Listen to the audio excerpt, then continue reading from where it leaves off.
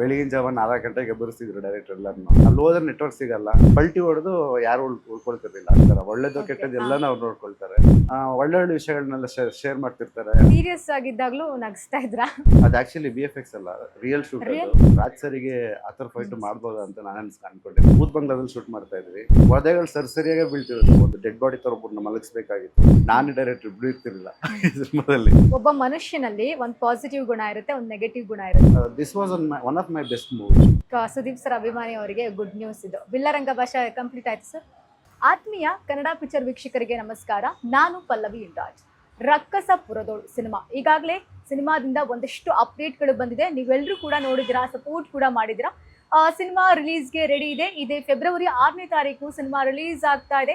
So ನಮ್ಮ Kannada picture ವತಿಯಿಂದ ನಾವು ಸರಣಿ ಸಂದರ್ಶನಗಳನ್ನ ಮಾಡ್ತಾ ಇದ್ದೀವಿ. ಅಂದ್ರೆ ಸಿನಿಮಾಕ್ಕೆ ಸಂಬಂಧಪಟ್ಟಂತೆ ಕಲಾವಿದರನ್ನ ಮಾತಾಡಿಸುವಂಥದ್ದು, ಟೆಕ್ನಿಷಿಯನ್ಗಳನ್ನ ಮಾತಾಡಿಸುವಂತಹ ಕೆಲಸ ನಾವು ಮಾಡ್ತಾ ಇದ್ದೀವಿ. ಸದ್ಯಕ್ಕೆ ನನ್ನ ಜೊತೆಗೆ ಸಿನಿಮಾಟೋಗ್ರಫರ್ ಆಗಿರುವಂತಹ ವಿಲಿಯಂ ಡೇವಿಡ್ ಅವರು ಇದ್ದಾರೆ. ತುಂಬಾ ಮಾತಾಡೋದಿದೆ ಅವ್ರ ಹತ್ರ. ಮೊದಲನೇದಾಗಿ ಅವ್ರನ್ನ ವೆಲ್ಕಮ್ ಮಾಡ್ಕೊಳ್ಳೋಣ, ಹಾಗೆ ಸಿನಿಮಾದ ಜರ್ನಿ ಕೇಳೋಣ ಬನ್ನಿ. ಸರ್ ನಮಸ್ತೆ, ಹೇಗಿದ್ದೀರಾ?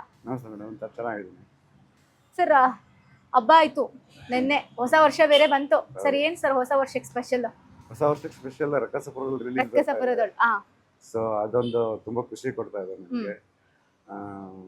ತುಂಬಾ ಚೆನ್ನಾಗಿ ಬಂದಿದೆ ಮೂವಿ. ಅದ್ರ ಬಗ್ಗೆ ಹೇಳ್ಬೇಕು ಅಂದ್ರೆ ಒಳ್ಳೆ ಒಳ್ಳೆ ಟೆಕ್ನಿಷಿಯನ್ಸ್ ಕೆಲಸ ಮಾಡಿರೋದು. ರವಿವರ್ಮ ಮಾಸ್ಟರ್ ಇಂದ ಹಿಡಿದು ಅವರು ಪ್ರೊಡಕ್ಷನ್ ಸಹ ಮಾಡಿದ್ರು ಸಹ ಅವರು ಒಬ್ಬ ದೊಡ್ಡ ಸಾಹಸ ನಿರ್ದೇಶಕರಾಗಿ ಈ ಸಿನಿಮಾಗೂ ಕೆಲಸ ಮಾಡಿದ್ದಾರೆ. ಪ್ರೊಡ್ಯೂಸರ್ ಆಗಿದ್ರು ಕೂಡ. ಆಮೇಲೆ ಅರ್ಜುನ್ ಜನ್ಯ ಮ್ಯೂಸಿಕ್ ಡೈರೆಕ್ಟರ್, ಅವರು ಒಳ್ಳೆ ಮ್ಯೂಸಿಕ್ ಕೊಟ್ಟಿದ್ದಾರೆ. ಆಮೇಲೆ ಪ್ರೇಮ್ ಸರ್ ಸಪೋರ್ಟ್ ಇದೆ, ರಕ್ಷಿತಾ ಮೇಡಮ್ ಸಪೋರ್ಟ್ ಇದೆ. ಇವರೆಲ್ಲ ಮಾಡಿ ಆದರೆ ನಮ್ಮ ಡೈರೆಕ್ಟರ್ ಒಂದು ಒಳ್ಳೆ ಸಿನಿಮಾ ಮಾಡಿದ್ದಾರೆ. ಅವರು ಹೊಸ ಸಿನಿಮಾ ಡೈರೆಕ್ಷನ್ ಮಾಡಿದ್ದಾರೆ ಅನ್ಸಲ್ಲ, ಒಂದು 10 ಸಿನಿಮಾ ಮಾಡಿದ್ದಾರೆ ಅವರು. 10 ಸಿನಿಮಾದಲ್ಲಿ ಎಕ್ಸ್ಪೀರಿಯನ್ಸ್ ಇರೋಂಥ ಸಿನಿಮಾ ಮಾಡಿದ್ದಾರೆ ಅಂತ ಹೇಳಿ ಅನ್ಸುತ್ತೆ. ಈ ಸಿನಿಮಾ ಅವರು ಡೈರೆಕ್ಷನ್ ಮಾಡ್ಬೇಕಾದ್ರೆ, ವರ್ಕ್ ಮಾಡ್ಬೇಕಾದ್ರೆ. ಸರ್ ಈಗ ಒಂದು ಸಿನಿಮಾಕ್ಕೆ ಹೀರೋ ಎಷ್ಟು ಇಂಪಾರ್ಟೆಂಟು, ಹೀರೋಯಿನ್ ಎಷ್ಟು ಇಂಪಾರ್ಟೆಂಟು, ಡೈರೆಕ್ಟರ್, ಪ್ರೊಡ್ಯೂಸರು, ಅದಾದ್ಮೇಲೆ ಸಿನಿಮಾಟೋಗ್ರಫರೇ ಬಹಳ ದೊಡ್ಡ ಕೆಲಸ ಮಾಡುವಂಥದ್ದು ಸಿನಿಮಾದಲ್ಲಿ. ನಿಮಗೆ ಆ ಜವಾಬ್ದಾರಿ ಸಿಗುತ್ತೆ ರಕ್ಕಸಪುರದೊಳು ಸಿನಿಮಾದಲ್ಲಿ. ಆ ಒಂದು ಜರ್ನಿ ಹಾಗೆ ಅನುಭವ ಹೇಗಿತ್ತು ಸರ್? ನಾನು ಥ್ಯಾಂಕ್ಸ್ ಹೇಳಬೇಕು ರವಿಗೆ, ನಮ್ಮ ಡೈರೆಕ್ಟರ್ಗೆ. ಆಮೇಲೆ ರವಿ ಮಾಸ್ಟರ್ಗೂ ಥ್ಯಾಂಕ್ಸ್ ಹೇಳಬೇಕು, ಇಂಥ ಒಳ್ಳೆ ಪ್ರಾಜೆಕ್ಟಿಗೆ ನನ್ನನ್ನು DOP ಆಗಿ ತಗೊಂಡಿದ್ದಕ್ಕೆ. ಸರ್ ಸಿನಿಮಾ ಜರ್ನಿ ಹೇಗಿತ್ತು? ಸಿನಿಮಾ ಜರ್ನಿ ತುಂಬ ಟಫ್ ಇತ್ತು ಮೇಡಮ್. ಬೆಳಗಿನ ಜಾವ 4 ಗಂಟೆಗೆ ಎಬ್ಬರಿಸ್ತಿದ್ರು ಡೈರೆಕ್ಟರ್ ಎಲ್ಲರನ್ನು. 5 ಗಂಟೆಗೆ ಫಸ್ಟ್ ಶಾರ್ಟ್ ಹೋದ್ರೆ 6 ಗಂಟೆ ಫಸ್ಟ್ ಶಾರ್ಟ್ ತೆಗಿತಿದ್ವಿ. ಆಮೇಲೆ ಲೊಕೇಶನ್ಸ್ ಹೆಂಗಂದ್ರೆ ಹೋಗಿದ್ದ ಜಾಗದಲ್ಲಿ ನೆಟ್ವರ್ಕ್ ಇರ್ತಿರ್ಲಿಲ್ಲ. ತುಂಬ ಕೊಳ್ಳೆಗಾಲದಿಂದ ಯಾವುದೊಂದು ಜಾಗ ಅದು. ಅಲ್ಲಿ ಹೋದ್ರೆ ನೆಟ್ವರ್ಕ್ ಸಿಗಲ್ಲ. ತುಂಬ ಕಾಂಪ್ಲಿಕೇಶನ್ಸ್ ರೋಡು. ಅದರಲ್ಲಿ ನಾವು ಜೀಪ್ಗಳನ್ನ ಆಮೇಲೆ ಅಂಬಾಸಿಡರ್ ಕಾರ್ನೆಲ್ಲ ಇಳಿಸ್ಕೊಂಡು ಮೇಲೆ ಬರಬೇಕಾದ್ರೆ ತುಂಬ ಕಷ್ಟ ಆಗಿರೋದು. ಆ ಟೈಮಲ್ಲಿ ಒಂದು ನೈಟ್ ಲಾಸ್ಟಿಗೆ ಅಂಬಾಸಿಡರ್ ಕಾರ್ ಸಿಕ್ಕಾಕೊಟ್ಟಿದ್ದಾಗ ರೋಲ್ ಬ್ಯಾಕ್ ಆಗ್ಬಿಟ್ಟು ಚರಂಡಿಗೆ ಹೊರ್ತಾ ಇತ್ತು. ಇನ್ ಕೇಸ್ ಏನಾದ್ರು ಅದ್ರ ಲೆಫ್ಟಿಗೆ ಹೋಗೋದು ಹಿಂಗೆ ಹೋಗ್ಬಿಟ್ಟಿದ್ರೆ ಪಲ್ಟಿ ಹೊಡೆದು ಯಾರು ಉಳ್ಕೊಳ್ತಿರ್ಲಿಲ್ಲ. ಅಷ್ಟು ದೊಡ್ಡ ಇನ್ಸಿಡೆಂಟ್ ನಡೀತಿತ್ತು. ಅದು ಮರೆಯೋಕ್ಕಾಗದಿರೋದು ಇನ್ಸಿಡೆಂಟ್. ಆಮೇಲೆ ಮೋರ್ ಓವರು ಪರ್ಫೆಕ್ಷನ್ ಪರ್ಫೆಕ್ಟ್ ಅಂತ ಹೇಳಿದ್ರೆ ರಾಜೇಶ್ ಶೆಟ್ಟಿ ಸರ್ ಏನೇ ಹೇಳಿದ್ರು, ಮತ್ತೆಲ್ಲ ಆರ್ಟಿಸ್ಟ್ಗಳು ಡೈರೆಕ್ಟರ್ ಏನು ಹೇಳ್ತಾರೋ ಅದಕ್ಕಿಂತ ಚೆನ್ನಾಗಿ ಇಂಪ್ರೂವ್ ಮಾಡಿಕೊಂಡು ಆ್ಯಕ್ಟ್ ಮಾಡಿದ್ದಾರೆ. ಅದು ನನಗೆ ತುಂಬ ಖುಷಿ ಕೊಡ್ತು. ಸರ್ ರವಿವರ್ಮ ಸರ್ ಪ್ರೊಡ್ಯೂಸರ್ ಅನ್ನೋದಕ್ಕಿಂತ ಹೆಚ್ಚಾಗಿ ಸ್ಟಂಟ್ ಮಾಸ್ಟರ್ ಆಗಿ ಗುರುತಿಸ್ಕೊಂಡಿದ್ರು. ಸೊ ಅವ್ರ ಜೊತೆಗೆ ಒಂದು ವರ್ಕ್ ಮಾಡಿದಂತಹ ಅನುಭವ ಹಾಗೆ ಪ್ರೊಡಕ್ಷನ್ ಹೌಸ್ ಸಪೋರ್ಟ್ ಹೇಗಿತ್ತು ಸರ್? ಮೇಡಮ್, ನಾನು ಸರ್ ರವಿವರ್ಮ ಮಾಸ್ಟರ್ ಜೊತೆ ಸುಮಾರು ಕೆಲಸ ಮಾಡಿದ್ದೀನಿ ಮುಂಚೆಯಿಂದನು. ವೆನ್ ಐ ಸ್ಟಾರ್ಟೆಡ್, ಮುಂಚೆ ಫಸ್ಟ್ ಸಿನಿಮಾ ನಾನು ಮಾಡಿದಾಗ ಫಸ್ಟ್ ಸಿನಿಮಾಗೆ ರವಿವರ್ಮ ಮಾಸ್ಟರ್ ಸ್ಟಂಟ್ ಮಾಸ್ಟರ್ ಆಗಿದ್ರು ನೆಗೆಟಿವ್ ಟೈಮಲ್ಲಿ. ಸೊ ಆ ಟೈಮಿಂದನೂ ರವಿವರ್ಮ ಮಾಸ್ಟರ್ ಗೊತ್ತು. ಸರ್ ಪ್ರೊಡಕ್ಷನ್ ಮಾಡ್ತಿದ್ದಾರೆ ಅಂದ್ರೆ ಅವ್ರು ಯಾವಾಗ್ಲೂ ಅಷ್ಟೇ, ಅವರು ಮಾಸ್ಟರ್ ತರ ಇಲ್ಲ, one of my family member ತರ. ಒಳ್ಳೇದು ಕೆಟ್ಟದ್ದು ಎಲ್ಲಾನು ಅವ್ರು ನೋಡ್ಕೊಳ್ತಾರೆ. ದಟ್ ವಾಸ್ ತುಂಬಾ ಆನರಬಲ್, ಅಂದ್ರೆ ತುಂಬಾ ಆನೆಸ್ಟ್ ಆಗಿರೋ ಮನುಷ್ಯ. ರಿಯಾಲಿಟಿ, ಒಳ್ಳೆ ಟೆಕ್ನಿಷಿಯನ್. ಒಬ್ಬ DOP ಏನ್ ಬೇಕು ಅನ್ನೋದು ಗೊತ್ತು, ಒಬ್ಬ ಟೆಕ್ನಿಷಿಯನ್ಸ್ ಏನೇನು ಬೇಕು ಅನ್ನೋದು ಗೊತ್ತು. ಹಂಗೆ ಸಪೋರ್ಟ್ ಸಿಕ್ಕಿತ್ತು ನಮಗೆ. ಸರ್ ಟೀಸರ್ ನೋಡಿದಾಗ ಅಲ್ಲಿ ಕೆಲವೊಂದು ಟ್ರಿಕ್ಕಿ ಆಗಿರುವಂತಹ ಸನ್ನಿವೇಶಗಳನ್ನ ಶೂಟ್ ಮಾಡಿದ್ದೀರಾ. ಭಯಾನಕವಾಗಿರುವಂತಹ ಅನುಭವ ಆ ರೀತಿ ಏನಾದ್ರೂ ಆಯ್ತಾ ಶೂಟಿಂಗ್ ಟೈಮ್ ನಲ್ಲಿ? ಮೇಡಮ್, ಕೆಲವೊಂದು ಇನ್ಸಿಡೆಂಟ್ಗಳು ನಡೆದಿದೆ. ಅಂದ್ರೆ ನಾವ್ ಯಾಕಂದ್ರೆ ಇದೊಂಥರ ಬೇರೆ ಒಂದು black magic one of the part ತರನು ಇದೆ. ಅವಾಗ ಕೆಲವೊಂದು ಇನ್ಸಿಡೆಂಟ್ಗಳು ನಡೆದಿದೆ. ಒಂದ್ ಇನ್ಸಿಡೆಂಟ್ ನಾನು ಹೇಳಿದ್ನಲ್ಲ, ಕಾರಿಂಗ್ ರೋಲ್ ಬ್ಯಾಕ್ ಆಗಿರೋದು. ಆಮೇಲೆ ಆ ಥರ ಕೆಲವೊಂದು ಇನ್ಸಿಡೆಂಟ್ಗಳು ನಡೆದಿದೆ. ತುಂಬಾ ನೈಟಲ್ಲೆಲ್ಲ ಟ್ರಾವೆಲ್ ಮಾಡ್ಬೇಕಾದ್ರೆ ಗಾಡಿ ನಿಂತು ಹೋಗೋದು. ಎಷ್ಟೋ ಸರಿ ನನ್ನ ಗಾಡಿನ ಆಫ್ ಆಗ್ತಿತ್ತು. ಸೊ ಸಮಥಿಂಗ್ ಅಂತೂ ಇಲ್ಲ ಮೇಡಮ್, ಎಲ್ಲ ಟೀಮ್ ಜೊತೆ ಇರೋದ್ರಿಂದ ಏನು ಪ್ರಾಬ್ಲಮ್ ಇರ್ತಿರ್ಲಿಲ್ಲ, ಎಲ್ಲ ಒಟ್ಟೊಟ್ಟಿಗೆ ಇರ್ತಿದ್ವಿ. ಆಮೇಲೆ ಗೈಡೆನ್ಸ್ ಚೆನ್ನಾಗಿತ್ತು. ಪ್ರೊಡಕ್ಷನ್ ಕಂಟ್ರೋಲ್ ಅವರು ಎಲ್ಲನೂ ನೀಟಾಗಿ ಮೇಂಟೈನ್ ಮಾಡ್ತಿದ್ರು. ನಮ್ಮ ಮಂಜು ಅವರು ಎಲ್ಲ ನೀಟಾಗಿ ಮೇಂಟೈನ್ ಮಾಡ್ತಿದ್ರು. ಆಮೇಲೆ ಒಂದು ಟೀಮ್ ವರ್ಕ್ ತುಂಬಾ ಚೆನ್ನಾಗಿತ್ತು ಮೇಡಮ್. Team work. ಸರ್, ಈಗ ರಾಜ್ ಬಿ ಶೆಟ್ಟರ್ ಜೊತೆಗೆ ವರ್ಕ್ ಮಾಡಿದಂತಹ ಆ ಅನುಭವ ಹೇಗಿತ್ತು? ರಾಜ್ ಸರ್ ಸಿನಿಮಾದಲ್ಲಿ ಆಕ್ಟ್ ಮಾಡ್ಬೇಕಾದ್ರೆ ಎಷ್ಟು ಸೀರಿಯಸ್ ಆಗಿರ್ತಾರೋ, ಹೊರಗಡೆ ಬರ್ಬೇಕಾದ್ರೆ ಅವರು ಒಂದು ಫ್ಯಾಮಿಲಿ ಮೆಂಬರ್ ತರ ತುಂಬಾ ಚೆನ್ನಾಗಿ ನಮ್ಮನ್ನ ಟ್ರೀಟ್ ಮಾಡ್ತಾರೆ. ಸುಮ್ಮನೆ ಆಟ ಆಡ್ಕೊಂಡು ಸುಮ್ಮನೆ ಫೈಟ್ ಮಾಡ್ತಾರ ಇದೆಲ್ಲ ಮಾಡ್ಕೊಂಡು ಫನ್ ಆಗಿರುತ್ತೆ. ತುಂಬಾ ನಾಲೆಜಬಲ್ ಪರ್ಸನ್. ಒಳ್ಳೊಳ್ಳೆ ವಿಷಯಗಳನ್ನೆಲ್ಲ ಶೇರ್ ಮಾಡ್ತಿರ್ತಾರೆ. ಆಮೇಲೆ ಅವರು ಮಾಡ್ತಿರೋ ಸ್ಟೋರಿಗಳೆಲ್ಲ ನರೇಟ್ ಮಾಡ್ತಿರ್ತಾರೆ ನೆಟ್ಟಲ್ಲಿ ಕೂತ್ಕೊಂಡು. ಖುಷಿ ಆಗುತ್ತೆ ಅವ್ರ ಜೊತೆ ವರ್ಕ್ ಮಾಡಿದ್ದು. ಏನಂತ ಮಾತಾಡ್ತಿದ್ರು ಸರ್ ಅವ್ರು? ಏನ್ ಮಾತಾಡ್ತಾ ಇದ್ರು ನಿಮ್ ಜೊತೆಗೆ? ಅದೇ ಅವ್ರ ಸ್ಟೋರಿಗಳು, ಆಮೇಲೆ ಇನ್ಸಿಡೆಂಟ್ಗಳು, ಆಮೇಲೆ ಕಥೆಗಳು ಸಂಬಂಧಪಟ್ಟ ಹಾಗೆ, ಆಮೇಲೆ ಟೆಕ್ನಿಕಲ್ ಬಗ್ಗೆ, ಆಮೇಲೆ ಹೆಂಗ್ ಮಾಡೋದು, ಇದು ಹೆಂಗ್ ಮಾಡಿದ್ರೆ ಹೆಂಗಾಗುತ್ತೆ ಅದನ್ನೆಲ್ಲ ಕೇಳ್ಕೊಂಡು ಅವ್ರು ನಮ್ಗೆ ನಾಲೆಜ್ ಕೇಳ್ಕೊಂಡು, ಆಮೇಲೆ ತುಂಬಾ ಫನ್ನಿಯಾಗಿರ್ತಿದ್ರು. ಎವ್ರಿ ಮೂಮೆಂಟು ಹ್ಯೂಮರ್ ಇದ್ದಂತ ವ್ಯಕ್ತಿ. ಸೀರಿಯಸ್ ಆಗಿದ್ದಾಗ್ಲೂ ನಗಿಸ್ತಾ ಇದ್ರ? ತುಂಬಾ ನಗಿಸ್ತಿದ್ರು. ಅವ್ರನ್ನ ನೋಡಿದಾಗೆಲ್ಲ ಯಾರು ಸೀರಿಯಸ್ ಆಗೋದೇ ಇಲ್ಲ. ಅವ್ರು ಯಾವಾಗ ಸೀರಿಯಸ್ ಇರ್ತಾರೆ ಅಂದ್ರೆ ಒನ್ಲಿ ಇನ್ಫ್ರಂಟ್ ಆಫ್ ದ ಕ್ಯಾಮ್ರಾ ಹೋದಾಗ ಮಾತ್ರ ಅವ್ರು ಸೀರಿಯಸ್ ಆಗಿ ಆಕ್ಟ್ ಮಾಡ್ತಿರ್ತಾರೆ. ಅದ್ ಬಿಟ್ರೆ ಎಲ್ಲರ ಹತ್ರ ಕಾಲ್ ಹೇಳ್ಕೊಂಡು ಆರಾಮಾಗಿರ್ತಾರೆ. ಒಬ್ರ ಹತ್ರ ಮಾತಾಡ್ಸಲ್ಲ ಅಂತಿಲ್ಲ, ಎಲ್ಲರ ಜೊತೆ ಮಾತಾಡ್ಸ್ಕೊಂಡು ಕ್ಲೀನ್ ಆಗಿ ಚೆನ್ನಾಗಿರ್ತಿದ್ರು. ಸರ್, ಈಗ ಟೆಕ್ನಿಕಲ್ ವಿಜುವಲ್ಸ್ ಅಂತ ಬಂದಾಗ ಒಂದು ಟೀಸರ್ ನೋಡಿದಾಗ ಒಂದು ಡಾರ್ಕ್, ತುಂಬಾ ಕತ್ತಲೆ ಇತ್ತು. ಅಲ್ಲಿ ಶೂಟ್ ಮಾಡ್ಬೇಕಾದ್ರೆ ಏನಾದ್ರೂ ಪ್ರಾಬ್ಲಮ್ ರೀತಿ ಏನಾದ್ರು ಆಗ್ತಾ ಇತ್ತಾ? ಆ ಥರ ಪ್ರಾಬ್ಲಮ್ ಅನ್ನೋದಕ್ಕಿಂತ ಮೇಡಮ್, ಒಂದು ಟೀಸರ್ ನೋಡಿರ್ಬೇಕು ನೀವು. ಒಂದು ಬೈಕಲ್ಲಿ ವೀಲಿಗೆ ಬೆಂಕಿ ಹಾಕೊಂಡು, ಅದು ಆ್ಯಕ್ಚುಲಿ VFX ಅಲ್ಲ, ರಿಯಲ್ ಶೂಟ್. ಅದು ರಿಯಲ್ ಫೈರ್. ಅದು ಪೆಟ್ರೋಲ್ ಗಾಡಿ, ಆಮೇಲೆ ಫೈರು ಕಂಟಿನ್ಯೂಸ್ ಓಡಿಸ್ಲೇಬೇಕು. ಏನಾಗ್ತಿತ್ತು ಅಂದರೆ ಆ ಹೋಗ್ತಿರೋ ಸ್ಪೀಡಿಗೆ ಹಿಂದ್ಗಡೆ ರಾಜ್ ಸರ್ ಹಿಂದ್ಗಡೆ ಇದೆಲ್ಲ ಫುಲ್ ಬರ್ನ್ ಆಗಿ ಕೆಂಪ್ ಆಗ್ತದೆ ಬೆನ್ನು ಹಿಂದ್ಗಡೆ. ರಿಯಲ್ ಆಗಿ ಬರ್ನ್ ಆಗಿತ್ತು. ಆಮೇಲೆ ಮಾಸ್ಟರ್ ಅದಕ್ಕೆ ಬಂದು ಒಂದು ಸೊಲ್ಯೂಷನ್ ತಗೊಂಡು ಅದಕ್ಕೆ ಏನಾನ ಹಚ್ಚಿ ಅದಾದ್ಮೇಲೆ ಕಂಟಿನ್ಯೂಸ್ ಶೂಟ್ ಮಾಡಿದ್ರು. ಅದೊಂದು ಮರೆಯೋಕ್ಕಾಗಲ್ಲ. ಆದರೆ ಮಾಸ್ಟರ್ ಮಾತ್ರ ಆ ಒಂದು ಫೈಟ್ ಮಾತ್ರ ತುಂಬಾನೇ ನನಗೆ ಖುಷಿ ಕೊಟ್ಟಿದ್ದೇನೆಂದ್ರೆ ನೆಕ್ಸ್ಟ್ ಲೆವೆಲ್. ರಾಜ್ ಸರಿಗೆ ಆ ಥರ ಫೈಟ್ ಮಾಡ್ಬೋದು ಅಂತ ನಾನು ಅನ್ಕೊಂಡಿರ್ಲಿಲ್ಲ. ಮಾಸ್ಟರ್ ಅಂತ ಚೆನ್ನಾಗಿ ಕಂಪೋಸ್ ಮಾಡಿದ್ರು. ಸರ್, ಈ ಒಂದು ರಕ್ಕಸಪುರದಳು ಜರ್ನಿನಲ್ಲಿ ನಿಮಗೆ ಈ ರೀತಿಯ ಕಷ್ಟ ಅಂತ ಯಾವುದು ಅನ್ಸಿರಲ್ಲ, ಬಟ್ ಯಾವ್ದಾದ್ರು ಒಂದು ಆ ಮೂಮೆಂಟ್ ಹೇಳ್ಕೊಳ್ಳೋದಾದ್ರೆ, ಈ ಸೀನ್ ಮಾಡ್ಬೇಕಾದ್ರೆ ಒಂದ್ ಸ್ವಲ್ಪ ಪ್ರಾಬ್ಲಮ್ ಆಯ್ತು ಅಥವಾ ಕಷ್ಟ ಆಯ್ತು, ಭಯಾನಕ ಅನ್ನಿಸ್ತು? Climax madam. ಕ್ಲೈಮ್ಯಾಕ್ಸ್ ಯಾವ ರೀತಿ ಇದೆ ಸರ್? ಕ್ಲೈಮ್ಯಾಕ್ಸ್ ನೋಡಿ, ಬಟ್ ಹೇಳ್ತೀನಿ, ಅದು ಕೆಲವೊಂದು ಇನ್ಸಿಡೆಂಟ್ಗಳು ಹೇಳ್ತೀನಿ. ಬೂತ್ ಬಂಗ್ಲಾದಲ್ಲಿ ಶೂಟ್ ಮಾಡ್ತಾ ಇದ್ವಿ. ಆ ಟೈಮಲ್ಲಿ ಸುಮಾರು ಎಲಿಮೆಂಟ್ಸು ಈ ಕಡೆ ಅನಿ ಆ್ಯಕ್ಟ್ ಮಾಡ್ತಿರ್ಬೇಕಾದ್ರೆ ಅವನ ಪರ್ಫಾರ್ಮೆನ್ಸ್ಗೆ ಡೈರೆಕ್ಟ್ರು ಅವ್ರಿಗೆ ರವಿ ಸರ್ ಹೇಳ್ತಿರ್ಬೇಕಾದ್ರೆ ಅದು ತೊಗೊಳಕ್ಕಾಗ್ತಿರ್ಲಿಲ್ಲ. ಕೆಲವೊಂದು ಅದನ್ನ ಇಂಪ್ರೂವ್ ಮಾಡಬೇಕಾಗಿತ್ತು, ಸ್ಯಾಟಿಸ್ಫ್ಯಾಕ್ಷನ್ ಆಗ್ತಿರ್ಲಿಲ್ಲ.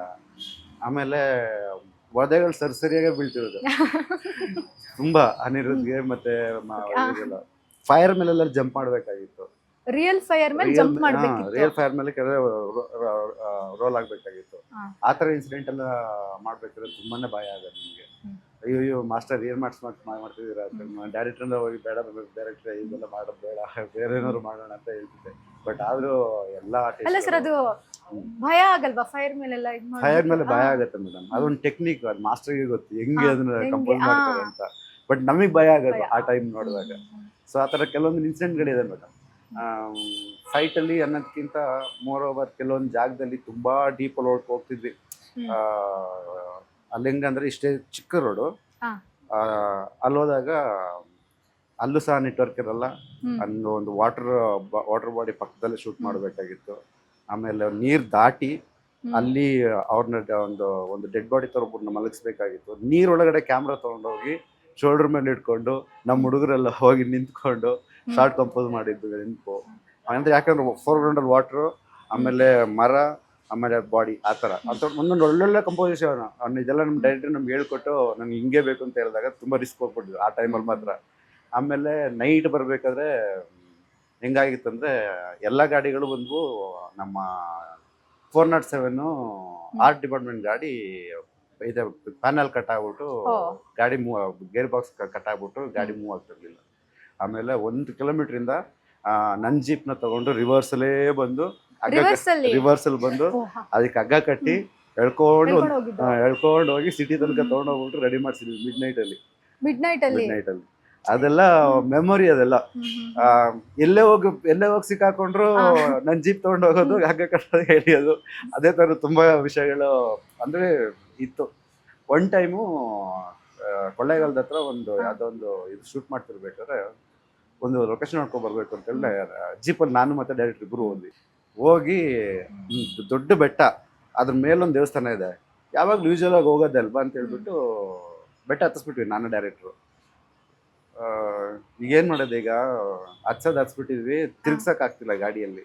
ಸರಿ ರಿವರ್ಸಲ್ಲಿ ಹೋಗ್ಬೇಕು, ರಿವರ್ಸಲ್ಲಿ ಹೋಗಿ ಗೈರೋ ಎಂಗೇಜ್ ಆದ್ರೂ ಸಹ ಗಾಡಿ ರೋಲ್ ಬ್ಯಾಕ್ ಆಗ್ತಾನೆ ಇತ್ತು. ತುಂಬಾ ಡೀಪು, ಎಷ್ಟು ಡೀಪ್ ಇತ್ತು ಅಂದ್ರೆ ಚೂರ್ ಮಿಸ್ ಆಗಿದ್ರೆ ಇನ್ ಕೇಸ್ ನಾನು ಈಗ ಲೆಫ್ಟಲ್ಲಿ ಗಾಡಿ ರೋಲ್ ಬ್ಯಾಕ್ ಮಾಡ್ಕೊಂಡು ಲೆಫ್ಟಿಗೆ ತಗೊಳ್ಳಿಲ್ಲ ಅಂದಿದ್ರೆ, ರೈಟಿಗೆ ತಗೊಳ್ಳಿಲ್ಲ ಅಂದಿದ್ರೆ, ಲೆಫ್ಟಲ್ಲಿ ದೊಡ್ಡ ಪ್ರಪಾತ, ಗಾಡಿ ಟಾಪಲ್ಲಿ ಆಗ್ಬಿಟ್ಟು ನಾನು ಡೈರೆಕ್ಟ್ ಇಬ್ರು ಇರ್ತಿರ್ಲಿಲ್ಲ ಸಿನಿಮಾದಲ್ಲಿ.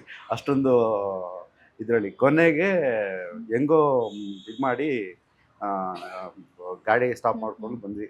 ಅವಾಗ ಡೈರೆಕ್ಟ್ರು ಯಾವಾಗ ಹೇಳ್ತಿದ್ರು, ಎಲ್ಲಾ ಗಾಡಿ ನಡೀತಿದ್ದು ನಾವೇ ಗಾಡಿಲಿ ಹೋಗ್ತಿದ್ವಲ್ಲ ಇವಾಗ ಅಂತ.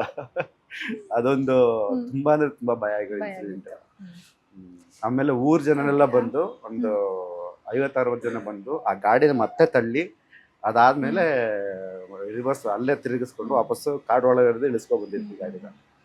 ಸರ್ ಅಂದ್ರೆ ಮಿಡ್ ನೈಟ್ ಅಲ್ಲೇ ಶೂಟಿಂಗ್ ಜಾಸ್ತಿ ಆಗಿರೋದಾ? ಎರಡು ಇದೆ ಮ್ಯಾಮ್, ಡೇನು ಇದೆ, ನೈಟು ಇದೆ. ನೈಟ್ ಮಾಡ್ಬೇಕಾದ್ರೆ ತುಂಬಾ ಖುಷಿ ಆಗೋದು, ಯಾಕಂದ್ರೆ ಆ ಮೂಮೆಂಟ್ ಅಂದ್ರೆ ಆ ಸೀಕ್ವೆನ್ಸ್ ಡೈರೆಕ್ಟ್ ಟ್ರೈನ್ ರೈಟ್ ಮಾಡಿದ್ರಲ್ಲ, ಆ ಸೀಕ್ವೆನ್ಸ್ ಭಯ ಹುಡ್ಸೋದು ನಮಗೆ ಭಯ ಹುಡ್ಸೋದು. ಕಂಪೋಸ್ ಶಾರ್ಟ್ ನೋಡ್ಬೇಕಾದ್ರೆ ಭಯ ಹುಡ್ಸೋದು, ಅದು ಆ ಥರ ಇರ್ತಿತ್ತು. ಈವನ್ ಒಂದೊಂದು ಶಾರ್ಟ್ ಅಷ್ಟೇ ಮೂವ್ ಮಾಡ್ಬೇಕಾದ್ರೆ ನಮಗೆ ಭಯ ಹುಡ್ಸೋದು. ಅಷ್ಟು ನೀಟಾಗಿ ರೈಟಿಂಗ್ ಮಾಡಿದ್ದಾರೆ. ನಿಮಗೆ ಶೂಟ್ ಮಾಡ್ಬೇಕಾದ್ರೆ ಭಯ ಆಗ್ತಿರ್ಲಿಲ್ಲ ಸರ್? ಇಲ್ಲ ಮೇಡಮ್, ಪಕ್ಕದ ಹುಡುಗರೆಲ್ಲ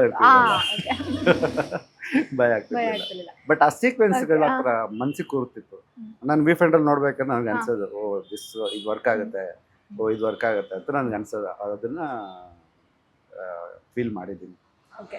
ಒಬ್ಬ ಮನುಷ್ಯನಲ್ಲಿ ಒಂದು ಪಾಸಿಟಿವ್ ಗುಣ ಇರುತ್ತೆ, ಒಂದು ನೆಗೆಟಿವ್ ಗುಣ ಇರುತ್ತೆ. ಸೊ ರಾಜ್ ಬಿ ಶೆಟ್ಟಿ ಅವರ ಕ್ಯಾರೆಕ್ಟರ್ ಅದೇ ತರ ಹೋಗುತ್ತೆ. ಅಂದ್ರೆ ಈ ಪಾಸಿಟಿವ್ ಗುಣಗಳನ್ನ ಯಾವ ರೀತಿ ತೋರಿಸಿದೀರಾ ನಿಮ್ಮ ಕ್ಯಾಮ್ರಾದಲ್ಲಿ? ನೆಗೆಟಿವ್ ಗುಣಗಳನ್ನ ಯಾವ ರೀತಿ? ಮೇಡಮ್, ಅದ್ರ ನೆಗೆಟಿವ್ ಗುಣನೇ ಇಲ್ಲ, ಅವ್ರದ್ದು ಎಲ್ಲ ಪಾಸಿಟಿವ್ನೇ ಇದೆ. ಆ ವ್ಯಕ್ತಿ ಹೆಂಗಂದ್ರೆ, ವ್ಯಕ್ತಿತ್ವ ಹೆಂಗಂದ್ರೆ ಸಿನಿಮಾದಲ್ಲೂ ಹಂಗೆ ಇದೆ. ಅದ್ರ ನೆಗೆಟಿವ್ ಅನ್ನೋ ಯಾವುದೇ ವಿಷಯ ಇಲ್ಲ ಸಿನಿಮಾದಲ್ಲಿ. ಇಲ್ಲ ಇಲ್ಲ, ಒಂದು ಕೆಟ್ಟ ಗುಣ, ಒಂದು ಒಳ್ಳೆ ಗುಣ ತಾನೆ? ಇಲ್ಲ, ಎಲ್ಲ ಪಾಸಿಟಿವ್, ಎಲ್ಲ ಪಾಸಿಟಿವ್. ಇದು ಗೊತ್ತಿರಲಿಲ್ಲ, ಹೊಸ ವಿಷಯ. ಸರ್, ನಿಮ್ಮ ಹೆಸರು ಕೇಳಿದ್ರೆ ನಿಮ್ಮನ್ನ ಹಾಲಿವುಡ್ ಸಿನಿಮಾಟೋಗ್ರಫರ್ ಅಂತ ಎಲ್ಲರೂ ಅನ್ಕೊಂಡಿರೋದು. ನೀವು ಎಲ್ಲಿಯವರು ಸರ್? ಮೇಡಮ್, ನಾನು ಸಕಲೇಶ್ಪುರದವರು. ಸಕಲೇಶ್ಪುರದವರು. ನಾನು ಇಲ್ಲಿ ಬಂದು 25 ವರ್ಷ ಆಯ್ತು. ಸೊ ನನ್ನ ಜರ್ನಿ ಚೆನ್ನಾಗಿದೆ. ನಾನು ಹಾಲಿವುಡ್ ಅವ್ರು ಅಂತ ಅನ್ಕೊಂಡಿದ್ರು, ಬಟ್ ಇಲ್ಲ, ಹೆಸರು ಕೇಳಿದಾಗ ಹಾಗೆ ಅನ್ಸುತ್ತೆ. Thank you madam. ಅಷ್ಟಲ್ಲ ಮೇಡಮ್, ಈ ರಕ್ಕಸಪುರದೋಳು ಸಿನಿಮಾ ನಿಮ್ಮ ಒಂದು ಸಿನಿಮಾ ಕೆರಿಯರ್ ನಲ್ಲಿ ಈ ಸಿನಿಮಾ ಎಷ್ಟು ಸ್ಪೆಷಲ್? ನನ್ನ ಸಿನಿಮಾ ಕೆರಿಯರಲ್ಲಿ ರಕ್ಕಸಪುರದೋಳು ನನಗೆ one of the best movie. ಯಾಕಂದರೆ ಈ ಥರ ಸೀಕ್ವೆನ್ಸ್ ನನಗೆ ಸಿಕ್ಕಿರಲಿಲ್ಲ. ಹೊಸ ಥಾಟ್ ಇರೋಂಥ ಸಿನಿಮಾ. ಆಮೇಲೆ ಜನ ಗೆಸ್ ಮಾಡೋದಕ್ಕಿಂತ ಕೊನೆಗೆ ಅವರು ಅಂದರೆ ತುಂಬಾ ಇಂಟ್ರೆಸ್ಟಿಂದ ನೋಡ್ತಾರೆ. ಯಾಕಂದರೆ this was one of my best movie. ಈ ಸಿನಿಮಾ ಬೆಸ್ಟ್ ಮೂವಿ.